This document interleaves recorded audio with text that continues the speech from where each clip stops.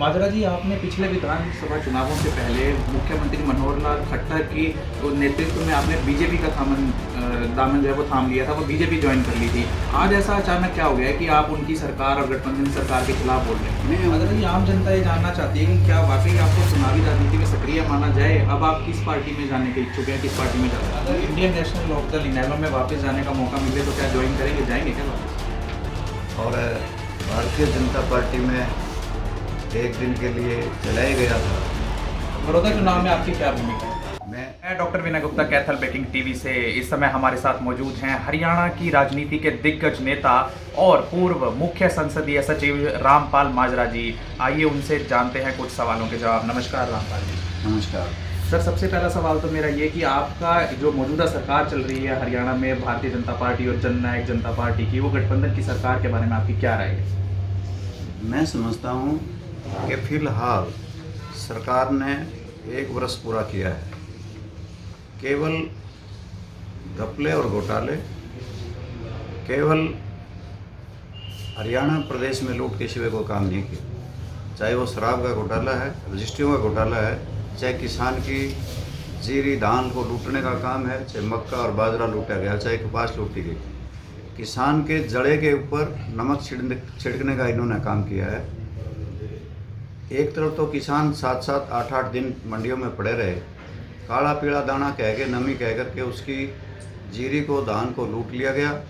कोई न्यूनतम समर्थन मूल्य नहीं दिया और उधर से सरकार दावा करती है कि हम एक एक दाना खरीदेंगे और न्यूनतम समर्थन मूल्य देंगे, परंतु सरकार ने इस तरफ कोई ध्यान नहीं दिया। आज एक महीना हो गया है, जीरी को बिके हुए, धान को बिके हुए किसी भी किसान को, आड़ती को पैसा नहीं मिला। और देश के किसान आज इस बात को महसूस करते हैं कि चाहे वो किसान है, व्यापारी है, खेतीहर मजदूर है, 3 जो कानून बनाए हैं वो किसान, मजदूर और व्यापारी विरोधी हैं। जिस प्रकार से मंडियों को एक साजिश के तहत ख़त्म किया जा रहा है और जिस प्रकार से न्यूनतम समर्थन मूल्य को ख़त्म किया जा रहा है और जिस प्रकार से किसान के अधिकारों का हनन हो रहा है कि अगर किसान और कंपनी के बीच में कोई उत्पात आएगा, कोई किसी प्रकार का डिस्प्यूट होगा, वो सिविल कोर्ट में नहीं जा सकेगा और वो उसकी किस्मत का फैसला केवल एक अधिकारी करेगा। क्या कंपनी के जनरल मैनेजर जो सूटी बूटी होंगे उनकी सुनवाई होगी या फटे पुराने कपड़े पहने हुए किसान की सुनवाई होगी? इससे साफ झलकता है कि जो इन्होंने एसेंशियल कमोडिटीज़ एक्ट में संशोधन किया है, जिसमें अनिवार्य वस्तु अधिनियम में संशोधन किया है, इसमें साफ लगता है कि भंडारण करने की बड़ी बड़ी कंपनियों को इजाज़त दे दी गई है और ये भी नहीं बताना कि उन्होंने कहाँ पे भंडारण किया है। असीमित भंडारण इस देश के लोगों को, जनता को महंगी चीज़ें देगा और ब्लैक मार्केटिंग बढ़ेगी और मुनाफा बड़ी कंपनियों के खाते में जाएगा। इसी तरीके से कि हरियाणा प्रदेश की सरकार ने तो पहले ही अपने एक कानून में हरियाणा कृषि उत्पादन विपणन संशोधन 2020 में फैसला ले लिया कि प्राइवेट प्लेयर भी कोई अपनी मंडी बना सकता है, जो किसानों के साथ एक खिलवाड़ है।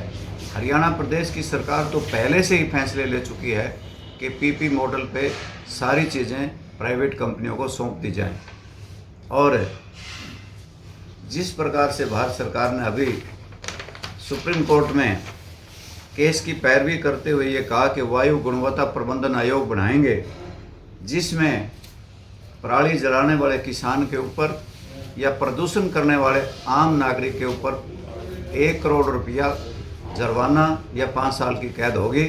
ये जन विरोधी फैसला है और ये किसान विरोधी सरकार है कि जिस प्रकार से कोरोना काल में चाहे छोटा उद्योग था, बड़ा उद्योग था, उद्योगपतियों के तो कर्जे तक भी माफ़ कर दिए गए, परंतु किसान के ट्रैक्टर का लोन या ट्रॉली का लोन या एग्रीकल्चर इम्प्लीमेंट्स पे, कृषि औजारों पे उनके ब्याज भी माफ़ नहीं किया गया। ये साफ झलकता है कि ये सरकार किसान विरोधी माजरा जी, आपने पिछले विधानसभा चुनावों से पहले मुख्यमंत्री मनोहर लाल खट्टर की नेतृत्व में आपने बीजेपी का दामन जो है वो थाम लिया था, वो बीजेपी ज्वाइन कर ली थी। आज ऐसा अचानक क्या हो गया है कि आप उनकी सरकार और गठबंधन सरकार के खिलाफ बोल रहे हैं? मैं उनकी कोई ठीक बात होगी तो ज़रूर कहूँगा कि उन्होंने अच्छा काम किया। मुझे लगता था कि किसान सम्मान निधि एक ठीक स्कीम है, वो लगता था कि किसानों के हक में है, परंतु देश की सरकार ने आपके सामने है कि स्वामीनाथन योग की रिपोर्ट को ठंडे बस्ते में रख दिया और स्वयं भू स्वामीनाथन बन करके बैठ गए।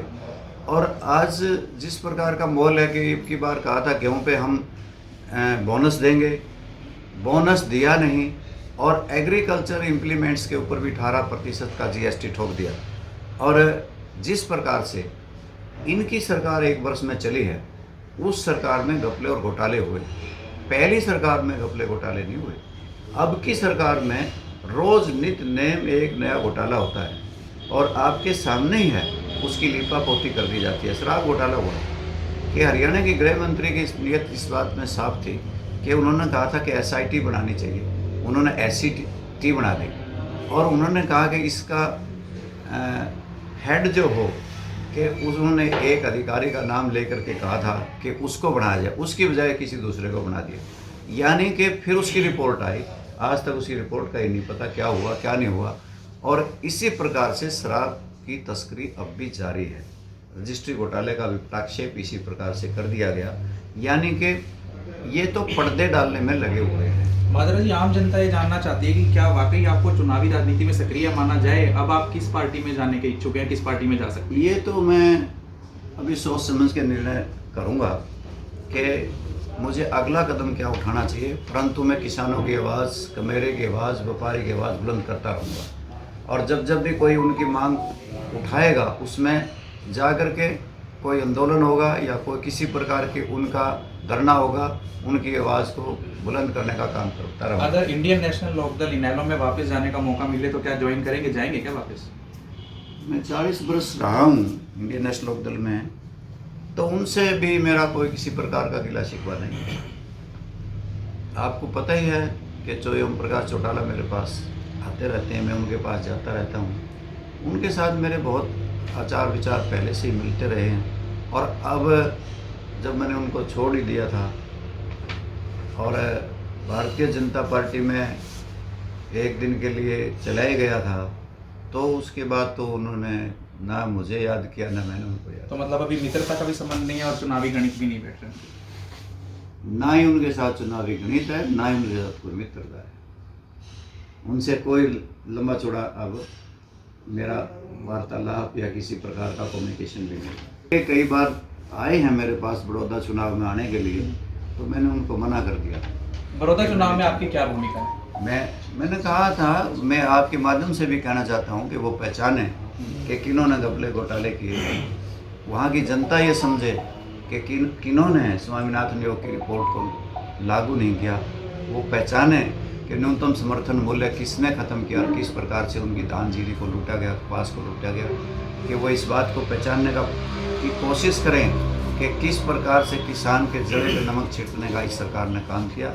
और इस वक्त में सोच समझ कर निर्णय लें कि क्योंकि बड़ौदा का चुनाव आखिरी चुनाव नहीं, ये पहला चुनाव है। इससे तस्वीर हरियाणा प्रदेश की साफ होनी है, अगली राजनीति तय होनी है।